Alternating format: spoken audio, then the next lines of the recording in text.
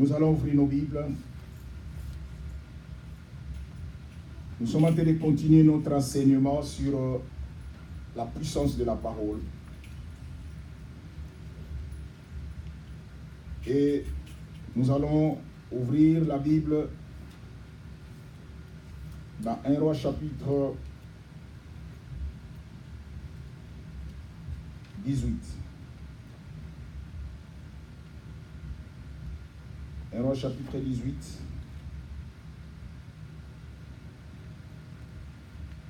Nous allons commencer du verset 41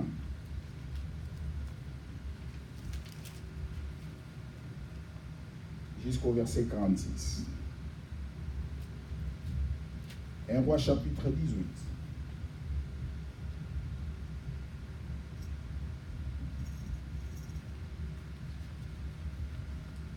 Je crois que nous sommes en train de parler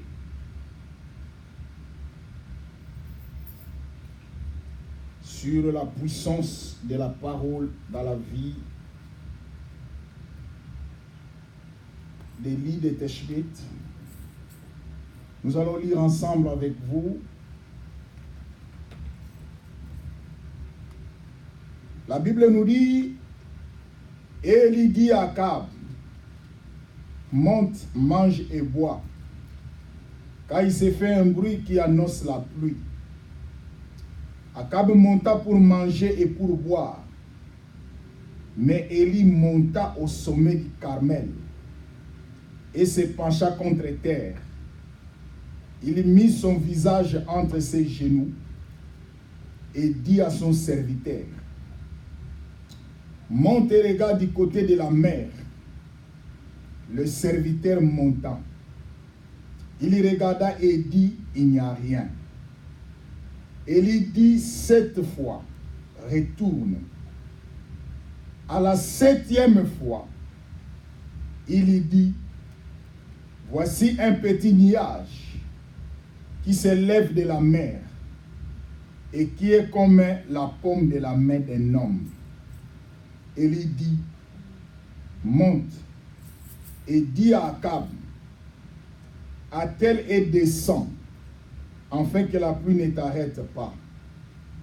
Et en peu d'instant, le ciel s'obscurcit par les nuages, et le vent s'établit, et il y eut une forte pluie. Akab monta sur son char et partit pour Jezreel. Et la main de l'Éternel fit sur Élie, qui se saignit les reins et courut devant Akab jusqu'à l'entrée de Jezreel. Bien-aimés dans le Seigneur, je crois que je suis en train de parler sur la puissance de la parole. Et je crois que le Seigneur nous a donné ce temps pour partager ensemble avec vous, de comprendre combien la puissance se trouve dans nos paroles. C'est pour cela que j'ai toujours l'habitude de dire aux enfants de Dieu, faisons attention à ce que nous disons. Parce que ce que nous prononçons, ce que nous disons, il y a une puissance. Il y a de l'impact. Et nous avons vu dans la Bible, et je crois que rappelez-vous que les textes que nous sommes en train de lire, nous avons commencé sur l'histoire d'Élie, le prophète. La Bible nous dit, Élie était un homme de Dieu. Et si vous regardez la vie d'Élie, il était un homme de prière. Voilà pourquoi l'Église, nous ne pouvons pas sortir en dehors de la prière. Lorsqu'un enfant de Dieu n'aime pas la prière, c'est la mort qui est dans la maison ou dans la porte de sa maison. Bien-aimés, je suis en train de vous parler l'histoire d'Élie. Rappelez-vous que je vous ai dit le dimanche passé que Élie était devant les prophètes de Baal et d'Astarté. Il fallait que Élie puisse démontrer la puissance de Dieu. Pourquoi? Parce qu'il y avait un peuple qui s'est égaré de Dieu.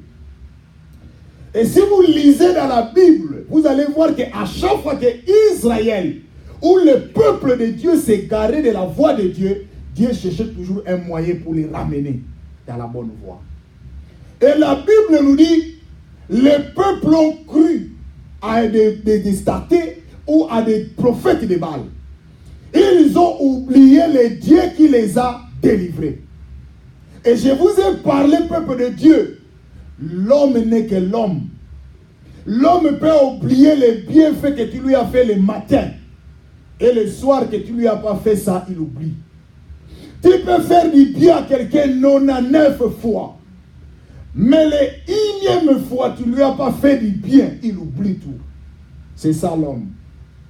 C'est pour cela la Bible nous dit dans Jérémie chapitre 17, verset 5. Qu'il soit maudit celui qui se confie à l'homme. Et le verset 7 va résoudre en disant, qu'il soit béni celui qui se confie à l'Éternel. Bien-aimé, je sais que tout le monde dans sa vie a besoin que les gens l'estiment. Tout le monde a besoin que les gens l'applaudissent. Tout le monde veut que les gens vous félicitent. Ce n'est pas mauvais. Mais j'ai toujours l'habitude de vous dire, si le Seigneur met dans votre route quelqu'un qui vous accepte, quelqu'un qui vous félicite, celui qui vous acclame, dit gloire à Dieu. Mais parce que l'homme n'est que l'homme. Et si aussi dans votre vie, vous rencontrez quelqu'un qui n'est pas avec vous, glorifiez le Seigneur. Parce que notre Dieu nous a déjà préparé et tout. Nous avons lu le peuple Israël. Ils ont vu la main puissante de Dieu. Mais ces peuples ont crié au prophète de Baal et d'Astarté. Pourquoi? Je ne sais pas. Élie était resté comme seul. Pourquoi j'ai dit qu'Élie était resté comme seul? Parce qu'il y a un moment où Élie a cherché sa mort. Dans le chapitre 19, si vous lisez en bas, Élie est en train de pleurer. Lorsque Jézabel cherchait la mort, la tête d'Élie. Parce que Jézabel faisait mourir les hommes de Dieu. Et je vous dis aussi, les Jézabel existent aujourd'hui pour faire mourir les œuvres de Dieu ou les hommes de Dieu. Il vit un moment où Élie est en train de fuir Jézabel. Il courait, il dit Seigneur, il était fatigué. Une journée de marche. Élie a dit Seigneur, c'est assez. Je suis fatigué de fuir. Prends mon âme. Je préfère mourir comme les autres qui t'ont servi avant moi. Seigneur, prends mon âme. Comme ce n'était pas encore le moment de Dieu, Dieu a envoyé l'ange. L'ange lui a donné à manger, l'ange lui a donné à boire. Et c'est ce jour-là que j'ai compris, peuple de Dieu, que notre Dieu est capable de prendre soin de nous sans l'intervention d'une autre personne. Notre Dieu est capable de te prendre en charge sans l'intervention d'une autre personne. Vous savez, il y a des fois, nous pensons comme si que sans l'un ou sans l'autre, tu ne peux pas être en vie. C'est ce que nous pensons. Mais j'ai vu dans la Bible que Dieu a démontré que sans l'intervention d'une autre main, lui-même Dieu peut faire mourir quelqu'un. Il a fait dans la Bible avec Élie. Lorsqu'Élie était fatigué, il pleurait. Dieu lui a envoyé l'ange. Il dormait, l'ange l'a touché. Ça c'est dans le verset, dans le chapitre 19. Il lui a dit, réveille-toi. Il y prend quelque chose, mange. Il a mangé, il a bu. Et après, il a continué à marcher. L'ange lui a encore apparu. Il lui a donné encore à manger. La nourriture que Dieu avait envoyée par l'entremise de l'ange que Élie avait mangé a fait marcher Élie 40 jours, 40 nuits de marche. Et j'ai compris que, bien aimé, notre Dieu est capable de nous nourrir pendant des années et des années. Rien n'est impossible à Dieu. Bien aimé, la Bible nous dit, ici nous voyons que lorsque le peuple était dans l'égarement, Dieu a envoyé Élie. Et je vous ai parlé de ça, nous avons lu ensemble avec vous. Et lorsqu'Élie a démontré la puissance de Dieu, bien aimé, le même peuple qui soutenait les Baals, les prophètes de Baal, ils se sont tournés contre ces prophètes. Ils sont allés vers les dieux d'Élie. Pourquoi Élie avait dit ça? Parce que dans le chapitre 18, verset 21, Élie avait dit au peuple, jusqu'à quand clocherez-vous des deux côtés? Si l'Éternel est Dieu, allez vers Dieu. Si ce n'est pas Dieu, allez vers Baal. Bien aimé, pourquoi Élie avait parlé de ça? C'est aujourd'hui ce que nous vivons. Il y a des enfants de Dieu qui vivent dans les mélanges. Les enfants de Dieu ne sont pas posés. La Bible nous dit, lorsque tu n'es pas chaud, lorsque tu n'es pas froid, tu es tiède, Dieu va te vomir. Vous n'avez pas de position dans votre vie.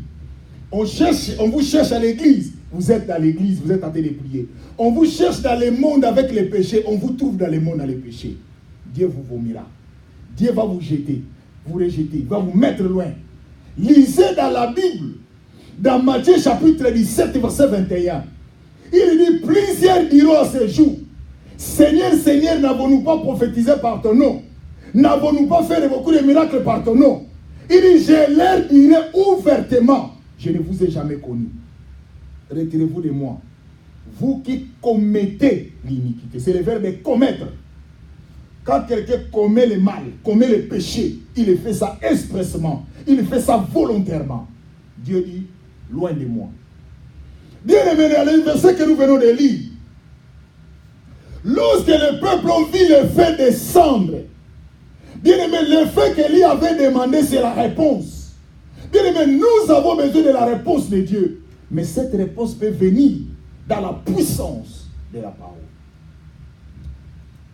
Nous venons de lire que lorsqu'Élie, parce que si nous regardons les 4 étapes d'Élie que nous avons pu parler ensemble avec vous, vous allez voir que les problèmes étaient tout simplement de la parole que Élie avait prononcée. Il avait dit 3 ans et 6 mois, il n'aura pas la pluie. C'était ça le problème. Donc l'homme de Dieu avait prophétisé en disant qu'il n'y aura pas la pluie. C'est ça, le problème va commencer là-bas. Et la Bible nous dit, depuis ce temps-là qu'Élie avait prophétisé qu'il n'y aura pas la pluie. Maintenant dans le verset 41, il fallait maintenant, le temps est arrivé pour que la pluie tombe. Regardez, la Bible nous dit, dans le verset 41, la Bible dit, Élie dit à Akab, parce que maintenant la pluie va tomber quand? Quand les prophètes de Baal sont morts, quand les prophètes d'Astarté sont morts, c'est alors que Dieu va manifester sa gloire. Mais je vais dire à quelqu'un, il y a des fois vous ne voyez pas la gloire de Dieu dans votre vie, parce qu'il y a encore des prophètes de Baal qui sont encore à votre côté.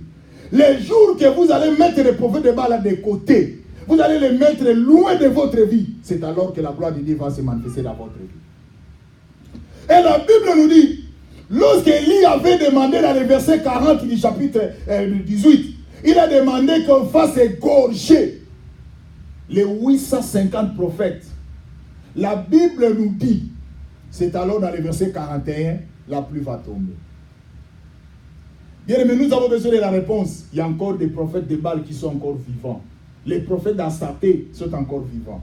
Il faut qu'ils meurent pour que Dieu fasse quelque chose. Vous savez que la Bible nous dit, Dieu ne partage jamais sa gloire avec une autre personne. La gloire de Dieu est uniquement pour lui. Je me rappelle encore un jour, nous avons effectué un voyage. Nous sommes allés très loin dans un village. Et je me rappelle encore, il y avait une femme qui a suivi son mari. Et de là que la femme a tombé malade.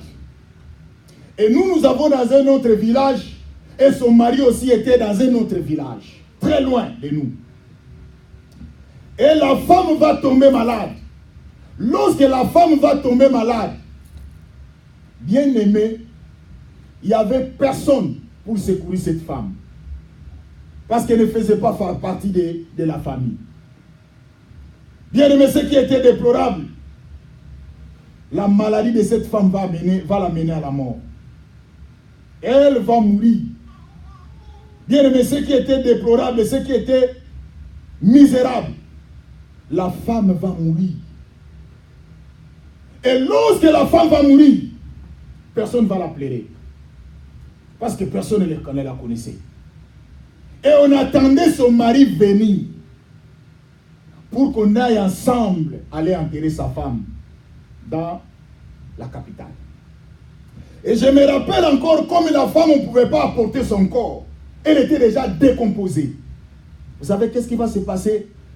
On a pris ses ongles, on a pris ses cheveux, L'homme a pris tout, les histoires de sa femme, pour l'amener maintenant à la capitale. Pour aller présenter à sa famille. Pour aller dire à sa famille, voilà votre fils, votre fille, elle est morte. Voilà ses ongles, voilà ses cheveux. Et je me rappelle, et tout le monde qui était dans ces villages-là, il savait que j'étais un chrétien. Maintenant, on devait monter dans la voiture. Il me dit, l'homme de Dieu, tu peux prier pour qu'on aille. Mais avant de partir, ce sont eux qui ont fait des incantations. Comme on dit les coutumes. L'homme commence à parler. Il dit, ma femme, là nous avons déjà enterré la femme. Hein. Il dit, ma femme, nous sommes en train de partir dans les voyages. Nous sommes prêts à monter dans la voiture. Nous voulons aller ensemble avec toi. Fais grâce que nous puissions arriver jusqu'à la destination. Nous ne voulons pas de problèmes en cours de route. Nous ne voulons pas des accidents, nous ne voulons pas de problèmes.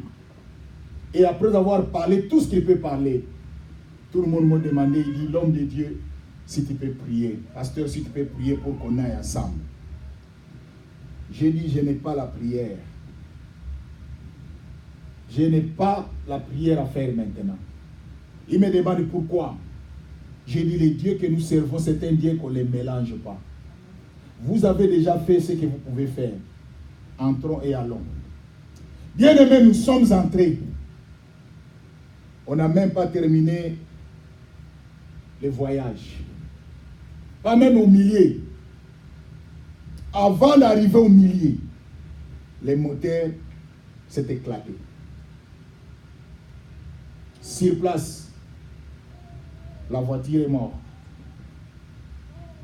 Bien aimé, tout le monde est devenu rouge. Parce que moi, je les ai dit une chose. Si je prie maintenant, si nous arrivons à la destination, vous n'aurez pas la connaissance de qui a fait que nous puissions arriver à la destination. Vous allez dire que ce sont vos coutumes et vos paroles qui a fait que nous puissions arriver. Et moi aussi, je dirais que c'est mon Dieu qui a fait que nous puissions arriver à la destination. Notre Dieu, c'est un Dieu qu'on ne mélange pas. Voilà pourquoi, peuple de Dieu, je ne cesse de vous dire, ne mélangez pas les dieux d'Israël, les dieux de la Bible. Si vous les mélangez, il va vous confondre. Soit vous êtes des dieux, soit vous n'êtes pas des dieux. C'est pour cela, si vous regardez nos comportements, chaque jour nous nous réveillons à faire du bien. Parce que la voie que nous avons choisie, c'est la voie du bien. Aucun jour, je vais vous mentir. Et je vous dirai toujours la vérité, quel que soit le prix que ça va m'écouter. Même si tout le monde n'est pas avec moi, mais la vérité que je vous dirai, un jour, ça triomphera. Parce que je sais ce que Dieu a dit. Rappelez-vous que quand le Seigneur, on lui a posé la question, on lui a dit, es-tu le Fils de Dieu? Vous savez, dans la conception juive, lorsque vous appelez Fils de Dieu, c'est-à-dire Dieu, automatiquement. Selon Deutéronome chapitre 6, verset 4. La Bible nous dit, écoute, ô Israël, l'Éternel est un. En Israël, on ne reconnaît pas le Fils de Dieu. On reconnaît seulement l'Éternel Yahweh. Alors, lorsque le Seigneur Jésus va dire qu'il est le Fils de Dieu, est-ce que vous comprenez? Il voulait dire tout simplement et automatiquement, il est Dieu. C'est pour cela que Caïphe avait déchiré ses habits. Il a dit c'était un blasphème. Il dit ça ne peut pas passer. Jésus avait dit la vérité. Il était Fils de Dieu. Mais personne n'a cru. Vous savez quand est-ce que ces gens l'ont cru? Lorsqu'il était à la croix. Ils ont vu la nuit. Ils ont vu les jours devenir la nuit. C'est-à-dire, l'obscurité est arrivée. Eux-mêmes, ils ont dit, assurément, cet homme est Fils de Dieu. Mais quand il les a dit que je les suis, mais pourquoi ils n'ont pas cru? La vérité triomphera toujours. Peuple de Dieu, restons dans la vérité. Lorsque nous restons dans la vérité, c'est alors que la puissance de Dieu nous accompagne. Regardez Élie. Lorsque le peuple a vu la puissance de Dieu, ils ont vu le feu, C'est-à-dire la réponse. La Bible nous dit, le peuple va se tourner contre les prophètes de Baal. Et le peuple, ce sont eux qu'Élie avait utilisés pour tuer les prophètes de Baal et d'Astarté. Regardez maintenant dans les textes, dans le verset 41. Élie dit à Akab, monte et mange et bois, car il s'est fait un bruit qui s'annonce la pluie. Il lui dit quelque chose de très important. Hein? Il dit, monte, mange et bois. Comment se fait-il Élie peut demander à quelqu'un de manger et de boire? C'est-à-dire, ils étaient dans un état de gêne. Donc un peuple, malgré la sécheresse, il est gêné. Vous allez lire ça même dans les commentaires. Vous allez voir ça dans les commentaires dans la Bible Tob. Ils étaient dans la gêne. Élie a dit monte et bois. Malgré la sécheresse, ils sont gênés. Peuple de Dieu, nous voulons la puissance. Nous voulons la puissance de Dieu. Mais vous ne connaissez pas les secrets de la puissance. Combien de personnes parmi nous gênent? Vous savez que nous sommes chaque dimanche, nous gênons. Vous savez cela, non? Combien parmi nous qui ont gêné? Bien-aimés, la Bible nous dit dans Matthieu chapitre 17, verset 21. Permettez-moi le premier verset que je vous ai parlé sur plusieurs durant ces jours, c'était Matthieu chapitre 7, 21. Et maintenant, ce que j'ai dit pour les jeunes, c'est Matthieu 17, 21. Il dit, il y a d'autres esprits, ne sortent que par les jeûnes et par la prière. Bien aimé, il y a d'autres situations dans notre vie. Il y a d'autres esprits. Il y a d'autres délivrances ne peuvent sortir dans votre vie si vous gênez. Mais regardez le diable, c'est pourquoi il sait que à chaque fois que vous gênez, il y a quelque chose de plus qui arrive dans votre vie. Et le diable vous combat. Et vous ne pouvez plus gêner. Vous savez, il y a des fois, quand vous commencez à perdre les qualités de Dieu dans votre vie, vous commencez à pleurer. Il y a d'autres idées, ce n'est pas seulement il faut perdre quelqu'un. Mais il y a des fois, il faut commencer à pleurer lorsqu'il y a des choses anormales qui commencent à venir dans votre vie. Vous savez, si dans la vie, vous n'avez pas l'habitude de manger beaucoup, et vous commencez à manger beaucoup, il faut regretter. Quand je parle de pleurer, c'est-à-dire qu'il faut regretter. Parce qu'il y a des conséquences qui vont arriver après. Si dans votre vie, vous n'avez pas l'habitude de beaucoup parler, vous commencez à parler beaucoup. Mais regrettez. Si dans votre vie, vous aviez l'habitude de prier, mais vous ne priez plus beaucoup, mais regrettez. Mais vous, au contraire, ça vous arrange.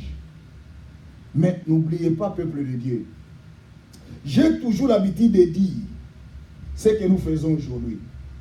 Demain, il y aura des résultats. Que ce soit dans les bons, que ce soit dans les mauvais. Je suivais il y a des fois, quand je termine à faire mes réflexions, il y a des fois je passe mes temps pour suivre, il y a des fois d'autres choses dans la télévision, où j'ai regardé l'émission, j'ai vu quelqu'un dans son histoire. Ce sont des frères. Ils se sont arrangés à cause d'argent. C'est-à-dire, l'homme avait beaucoup d'argent. Il a remarqué que la femme vient de demander le divorce. Et l'homme a compris que dans ce divorce-là, que l'homme est dans ce divorce que la femme vient de demander, il risque de tout perdre, son argent. Il va faire un arrangement pour préparer son frère, propre grand frère, pour qu'il tue sa femme. Et maintenant, je pose la question, si cette femme c'était toi, et cette femme c'était lui, et c'était elle, et il va faire les plans de sa maison, lui-même l'homme, et ils ont mis au monde 2 enfants, ce sont des jumelles. Regardez la méchanceté de ce monde. Bien aimé, j'étais quelque part, quand je faisais mes réflexions, Dieu m'a révélé pour vous parler pourquoi nous prions, pourquoi nous venons à l'église. Il y a 4 raisons. Jusqu'aujourd'hui, il y a beaucoup d'enfants de Dieu qui ne savent pas pourquoi ils viennent à l'église. Beaucoup ne savent pas. Et l'homme va donner le plan de sa maison. Parce que sa maison, il y avait un signal d'alarme. Il va donner le plan à son mari, à son grand frère, pour faire comment il va tuer sa femme. Et il savait que parmi ses filles, son fils aimait beaucoup le sport, il y avait quelque chose que son fils utilisait et l'homme va laisser ça à la maison. Et il va mettre ça dans une place qui va faire que sa femme va chercher cette chose-là. Et c'est alors qu'il a déjà expliqué à son frère comment j'ai laissé cette histoire dans cette place-là. Et ma femme va commencer à chercher, c'est alors que tu vas la battre, tu vas l'assassiner. Voilà le monde. Ça, c'est l'histoire qui est arrivée à cette famille. Mais est-ce que tu connais ce qui arrivera dans ta vie demain? C'est cette prière qui peut t'aider. C'est cette prière qui peut t'épargner. C'est cette prière qui peut te sauver. Ton propre mari, sa propre femme, à cause d'argent. Nous avons suivi beaucoup des histoires. Bien aimé, quand le diable, vous êtes hanté par les esprits mauvais, le diable est capable de tout. Il peut contrôler votre système. Vous n'arrivez plus à raisonner. Vous n'êtes plus vous. Vous commencez à faire des choses que vous allez commencer à regretter. Peuple de Dieu, réveillez-vous. La puissance de la parole, regardez. Lorsqu'Élie a parlé, il dit allez maintenant manger, allez maintenant boire, parce que la pluie va tomber. Là, c'est l'homme de Dieu qui va prier. Regardez maintenant dans le verset 42. Akab monta pour manger et pour boire. Mais Élie monta au sommet du Carmel. Il se pencha contre terre, il s'est mis son visage entre ses genoux où il pria. Bien-aimé, regardez cet homme. Il y a des fois vous vous posez, Seigneur, je veux que tu me fasses comme Élie. Seigneur, fais-moi comme X. Seigneur, fais-moi comme Y. Vous ne connaissez pas les sacrifices que ces gens avaient. Ces gens que nous envions aujourd'hui, que nous prêchons, ce sont des gens qui ont donné leur vie dans le sacrifice de prière, dans les sacrifices de jeûne. Vous ne gênez pas. Vous ne priez pas. Il y a d'autres situations, ça demande la prière. Il y a d'autres situations, ça demande le jeûne. Qui ne gêne pas? Devant la situation arrive maintenant. Seigneur, où est-il? Seigneur, tu peux commencer à rappeler Dieu toutes les promesses. Mais Dieu sait que cette situation, ça ne demande pas de rappeler les situations, mais les promesses, c'est un problème, ça demande de gêner et de prier. Mais toi, tu es faible. Si c'est le moment de prier, c'est le moment de gêner devant la nourriture, tu dis Seigneur. Et je me rappelle encore, il y avait même un homme de Dieu. Lui, à chaque fois qu'il disait Seigneur, je vais prier, je vais gêner. Quand il entre en gêne, il voit la nourriture, il mange. Et après, il dit Seigneur, cette fois-ci, je vais être en gêne, je vais me concentrer, je vais être en prière. À telle scène que même Dieu a dit laissez, ça n'a plus d'importance. Est-ce que vous savez que nous ne nous gênons pas pour Dieu? Nous gênons pour nous. Lui-même a dit, nous pouvons lire. Il dit, il y a d'autres esprits ne sortent que par gêne et par prière. Si tu ne gênes pas, l'esprit de la colère va te ramener là, va te cribler là. L'esprit de l'égoïsme va te cribler là. L'esprit de mensonge va te cribler là. C'est-à-dire tu ne comprends pas comment tu mens. Mais il y a un esprit qui habite en toi. Mais cet esprit va te quitter lorsque tu gênes, lorsque tu pries. Dans le verset 43, il y a son serviteur, monte, regarde du côté de la mer. Le serviteur monta, il regarda et il dit, il n'y a rien. Il dit 7 fois. Et lui va dire à cet homme, à son serviteur, de regarder. Là, Élie est en train de prier, et en même temps, il demande à l'homme, à son serviteur, de voir les résultats de sa prière. Combien de fois? 7 fois. En d'autres termes, c'est quoi? Nous voyons la persévérance. Bien aimé, il y a d'autres situations, vous êtes en train de vous poser la question. Moi, j'ai commencé à prier. Moi, j'ai commencé à demander à Dieu. Pourquoi jusqu'aujourd'hui, rien ne change? Bien aimé, il y a d'autres situations qui prient maintenant, tu prends aussi la réponse maintenant.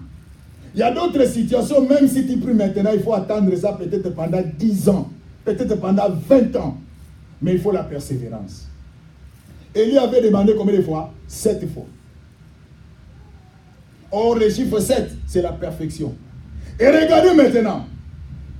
Et dans le verset 44, à la 7e fois, il dit, qui va dire? C'est le serviteur. Il dit, voici un petit nuage qui s'élève de la mer et qui est comme la paume de la main d'un homme. Alléluia. Bien aimé, après avoir Élie prié, après avoir Élie cherché la face de Dieu, la Bible nous dit, il va demander à son serviteur, quantième fois? 6 fois. Mais la 7e fois, quand ça va arriver, l'homme de Dieu dit, le serviteur dit, je vois comme une nuage. Il dit à son serviteur, et dans le verset 44, à la 7e fois, il dit, un petit nuage qui se lève de la mer et qui est comme la paume de la main d'un homme. Bien aimé, il a vu la paume de la main d'un homme. C'est la main de Dieu. C'est la main de Dieu qui vient maintenant pour donner la réponse. Et il dit, le vent s'établit et il y a une forte pluie. Il y a une forte pluie. Akab monta sur son char et partit pour Jézréel. Peuple de Dieu, il fallait la persévérance, il fallait la prière pour avoir la puissance de la prière et de la parole. Bien aimé, nous avons besoin de la puissance. Nous avons besoin que Dieu fasse quelque chose dans nos vies. Nous avons besoin que Dieu fasse quelque chose dans nos familles. Mais nous venons de prier, non? Regardez parmi nous quand on prie, vous allez voir comment vous priez. Et cela montre que, bien aimé, c'est votre importance, c'est votre gratitude envers ce Dieu-là. Élie a prié.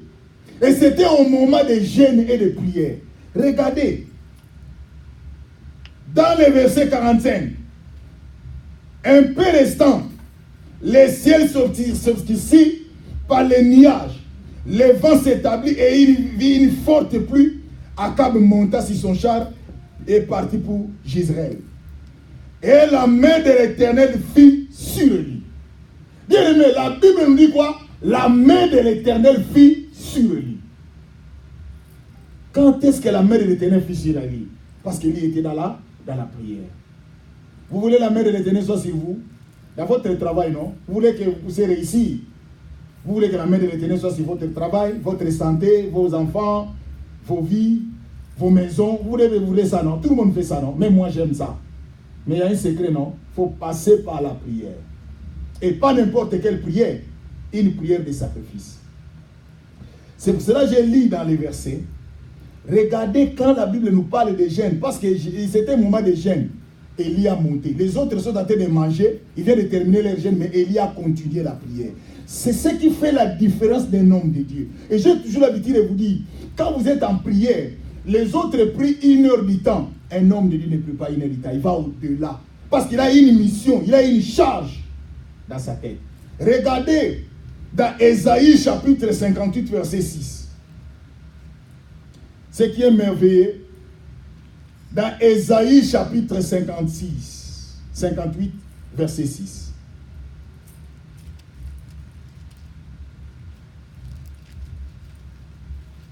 La Bible nous dit dans Ésaïe 58 verset 6.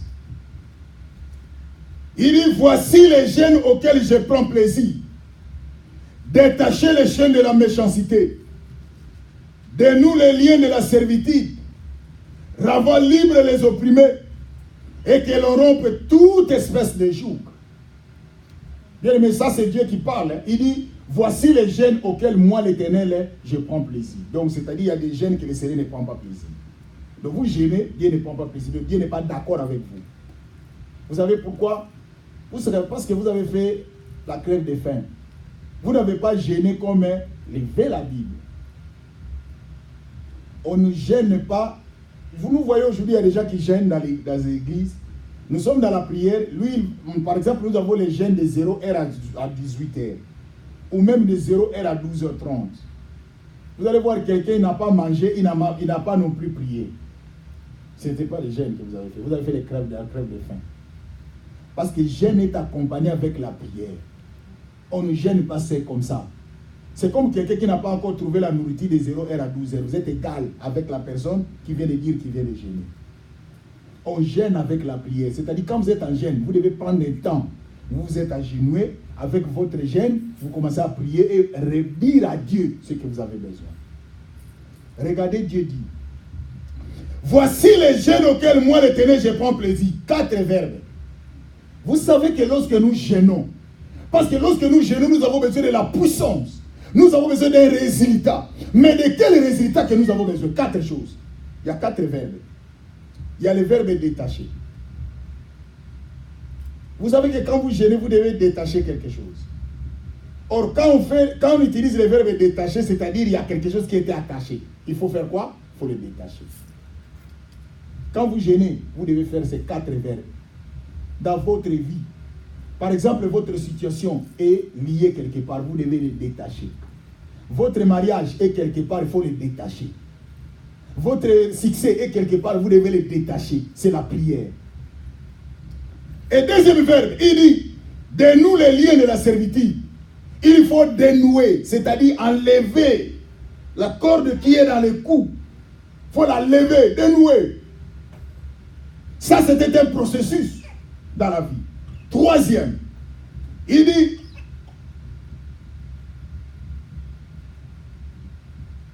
renvoie libre les opprimés. Il faut utiliser le verbe renvoyer, c'est-à-dire, il faut dire aux ceux qui sont liés, vous êtes libres. Et quatrième verbe, que l'on rompe toute espèce de joug.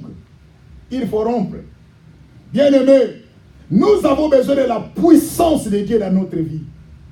Mais nous savons que notre situation est liée. Notre situation est bloquée. Mais nous devons utiliser la prière. Nous devons détacher. Ton mariage est quelque part. Ton succès est quelque part. Lié. Ta santé quelque part. Lié. Ton élévation quelque part. Lié. Tes enfants sont quelque part. Liés. Ton mari est quelque part. Lié. Ta femme est quelque part. Liée. Mais toi, tu devais les détacher. Mais la personne qui détache devait être fort de la personne qui est attachée. Personne n'a été attaché seul. C'est quelqu'un qui l'a attaché. Bien, mais nous voyons que Élie était un homme de prière. Je vais dire à l'église, multiplions la prière dans notre vie. Pas n'importe quelle prière. Pas n'importe quelle prière de formalité. Mais multiplions la prière sincère. La prière de jeûne, la prière de sacrifice. J'ai toujours l'habitude de dire aux enfants de Dieu, il n'y a pas une vie sans sacrifice. Vous voulez être grand? Vous voulez être une femme élevée? Vous voulez être une femme acceptée dans la société? Il faut des sacrifices. Vous pensez que quand vous voyez une femme rayonner dans la rue, vous voyez que c'est seulement facile? Mais elle a pris du temps dans la chambre pour mettre des beautés, non? Et c'est pour cela que vous voyez quelqu'un tenter de rayonner, non? Mais toi, tu sors comme un homme. Et tu cherches le mariage. Et tu sais que quelqu'un te voit. Mais personne ne te verra parce qu'il voit comme si tu es son ami. Il n'y a pas une vie sans sacrifice. Vous voulez la main de Dieu dans votre vie? Il faut se sacrifier. Élie était un homme de sacrifice. Il est allé chercher la face de Dieu parce qu'il avait parlé de la puissance de la parole. Que Dieu, que la pluie ne tombe pas. Et la même personne qui a fait arrêter la pluie, c'est lui-même qui va encore faire que la pluie tombe. C'était pas facile. Hein? Combien de personnes nous commençons quelque chose mais nous ne terminons pas ça? Peuple de Dieu, je vous ai dit qu'aujourd'hui je ne serai pas long. Parce que nous avons pu passer beaucoup de temps dans la prière. Mais je voulais encore vous dire que pour terminer l'histoire d'Élie, la puissance, la pluie est tombée. Il a dit à son serviteur, allez regarder. Quand il prie, il dit, allez regarder, rien. Il prie, allez regarder, rien, 2 fois. Il prie, allez regarder 3 fois, 4 fois, 5 fois, 6 fois. La 7e fois, le serviteur vient dire, j'ai vu. Le temps est arrivé que les gens disent que nous avons vu. Le serviteur a fait un témoignage. Il dit, la prière que tu as faite, moi, j'ai vu. Bien, mais la prière que nous faisons, il faut que les autres voient ce que Dieu est en train de faire dans nos vies. Amen. Et que ces gens-là témoigneront. Rappelez-vous de l'histoire de Jésus. Lorsqu'il était devant la tombe de Lazare, il a dit, Père, je sais que tu m'exorces toujours. Mais je sais que Père, que Lazare soit ressuscité. Non seulement parce que tu m'exorces toujours, mais il a ajouté, à cause de la foule qui m'entoure, qu'il voie que je viens de toi. Et la Bible nous dit, il a crié, Lazare, sort. Et la Bible nous dit, les gens ont vu. Et bien aimé, je vous dis, les gens verront ce que Dieu va faire dans ta vie et ces gens témoigneront que ton Dieu est Dieu. Amen. le serviteur a dit, je vis. Je vis un nuage monter. Et ce nuage-là était comme une paume de main d'un homme. C'est la main de Dieu. Bien aimé, l'état est arrivé, les gens, ils ont besoin de vivre la puissance, la main de Dieu. Il y a une situation dans ta famille, lorsque tu lèves tes mains, tu dis, Seigneur, agis. Bien aimé, il faut dans la vie se préparer. Hein. On vous invite de venir prier. Toi, tu n'es pas là, tu es absent. On t'invite, venez prier. Mais il y a d'autres situations qui vont t'arriver dans la vie, tu n'auras plus le contrôle.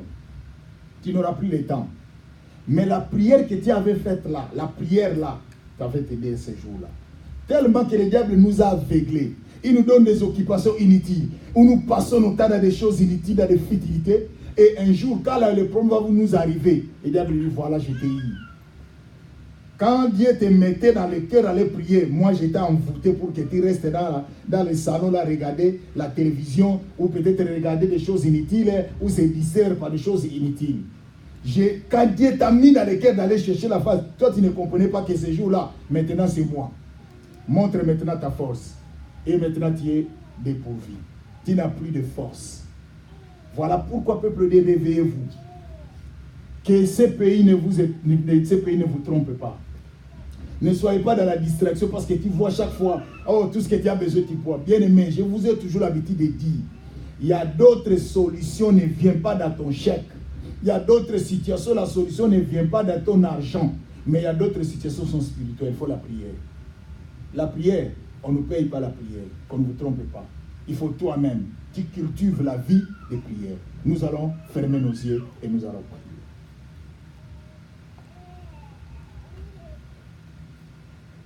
Ferme tes yeux et nous allons prier. Bien-aimé, parle à Dieu. Parle à Dieu.